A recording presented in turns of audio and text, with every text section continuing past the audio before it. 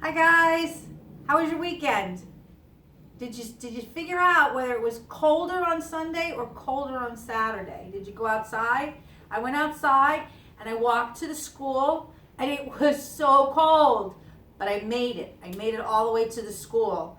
Now, today you can't go outside because what's it doing? It's raining. It's pouring. It is too wet and too cold to go outside. So, this is what I want to do. I want to remind you so that you can tell mom and dad all about the rain cycle. So we know where this rain came from. We don't know where the rain came from. It just showed up. But we know why. And we're going to tell mom and we're going to tell dad, right? Do you remember our words?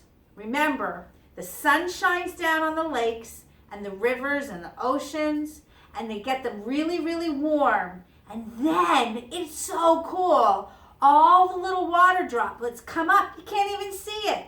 It's called evaporation. Can you say that? Evaporation. And then when all those little water droplets get up into the sky, they start forming together. They bump together and form these big clouds. And we call that what? Condensation. And then when they get really, really, really heavy and the rain is right in there, the waters, they start to drip down. All the water drips down from the clouds, and we call that precipitation, right? Remember that? And then it goes on the ground, and it goes all the way back into the lakes and the rivers and the oceans, called collection. So you go up to mom and dad, you say, I know why it's raining. And then you say, evaporation, condensation, precipitation, collection. And they're going to say, you are so smart, because you are. You're so smart. You know all about the rain. I want to know what you cooked this weekend. Did you make cheeseburgers? Did you make veggie straws? Did you make chocolate? I love chocolate. And somebody made me chocolate pudding, and they gave it to me, and I ate it right through the TV set. So make something tonight with mom and dad, and then let me know what you made. And while you're cooking or reading a book or having dinner, take a picture, because I want to see you with your family. I love to see your families. I love your moms and your dads.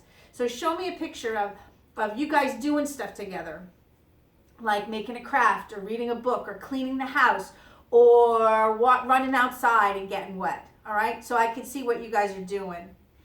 Now, last time I talked to you was Saturday, and on Saturday I had my moose. See my moose? That's my moose. He likes to dance. I'll show you later. But so then I found a book about moose, and you know my favorite animal in the whole world is a what? Yes, a moose. I have moose socks. I have a moose puppet. I have all kinds of moose, and I found this really cool moose book.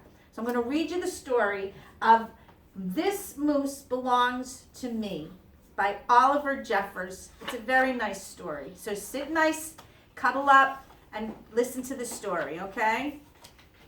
This is Wilfred. Wilfred owned a moose. He hadn't always owned a moose. The moose came to him a while ago, and he just knew that this was meant to be his. He thought he would call him Marcel. He began following Marcel, explaining the rules of how to be a good pet. Much of the time it seemed as though the moose wasn't listening, but Wilfred knew he was, mostly because he followed rule number 4 very well, not making too much noise while Wilfred plays his record collection. Sometimes the moose wasn't a very good pet. He generally ignored rule number 7, going whichever way Wilfred wants to go. The moose had a very good sense of direction, and Wilfred did not. And because the moose was particularly poor on rule number 7, subsection B, maintaining a certain proximity to home, Wilfred quickly learned to bring some string along on their outings so he could find his way back again. Sometimes the moose was an excellent pet. He had no trouble with rule number 11, providing shelter from the rain. We need him now, right? Or rule 16, knocking down things that are out of Wilfred's reach. One day, as Wilfred discussed their plans for the coming year on a particularly long walk, he made a terrible discovery. Someone else thought she owned the moose. Wilfred was dumbstruck. The lady says, "Rodrigo, you're back." This moose was Marcel, not Rodrigo. The old lady was mistaken, and Wilfred thought it only proper that he correct her. "This moose belongs to me," he explained. And to prove it, he called Marcel. But the moose did not respond. He seemed much more interested in the old lady. Embarrassed and enraged, Wilfred said, "Fine," and rushed off for home. But in his haste, and miles from anywhere, he tripped over his string and got tangled up. And there he lay. Wilfred was beginning to get a little bit worried. It was getting late, and monsters would be out soon.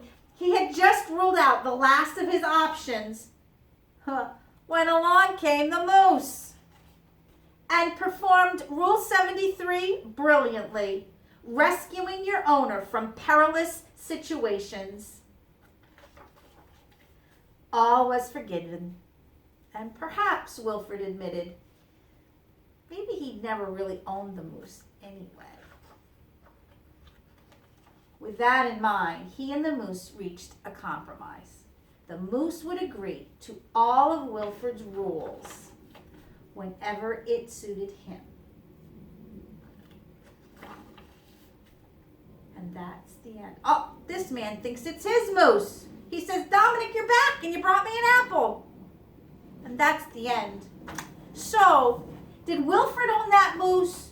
No. Can you own a moose? You cannot own a moose. You have to only own your toys or your clothes. But you can't own wild animals, and you can't own grass, and you can't own the sky, right? We don't own the sun. It's just there. So this is your homework.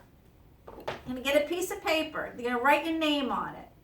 Then you're going to have two columns, one line right down the middle. And on one side, it's going to say things you can own and things you cannot own on the other side. And so under that part where it says things you can own, you're going to write stuff that you can own, like a dish or shoes or a chair. And then on the other side, you can't own what? Grass. You can't own clouds. Can you own a tree? No, you can't own those things. So that's the difference. You want to know which stuff you can own and which stuff you can't. And then on a different piece of paper, instead of doing letters and numbers, this is what I want you to do. I want you to write your first and second name. You're going to write your first name and your last name. And you're going to write your address. And if you don't remember your address, you ask mom or dad because they probably know it. You write your address, and then I want you to write your telephone number. You can write mommy's cell phone number or the number in your house or daddy's cell phone number, but somebody's number, okay? And then you can remember those. That way, if you ever need to call them, you got it. You got a picture. You got that for me. All right. Two more things. I want you to get a blanket. Oh, no, this is what I want you to do. This is so cool. I did this a long time ago. So you can read your own book, right? You can get your own book. But sometimes you want to cuddle up so you can make a book nook. This is so cool.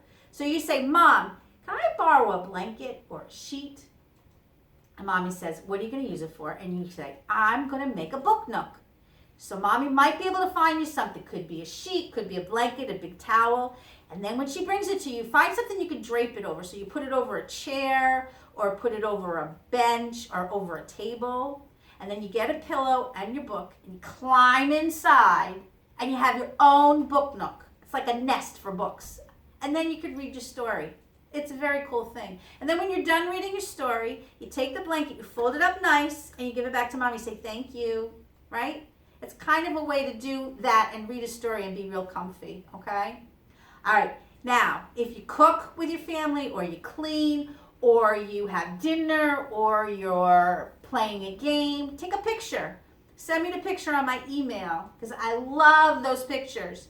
If you make something, send me a picture of it so I can eat it through the TV, okay? Especially if it's what? chocolate. Okay? All right, you're going to get another video tomorrow, but in the meantime, I want you to have a good night, all right? And remember, we're going to see each other soon. You're going to come back to school, and we're going to be together, all right? I love you guys. I miss you. All right, email me. Bye-bye.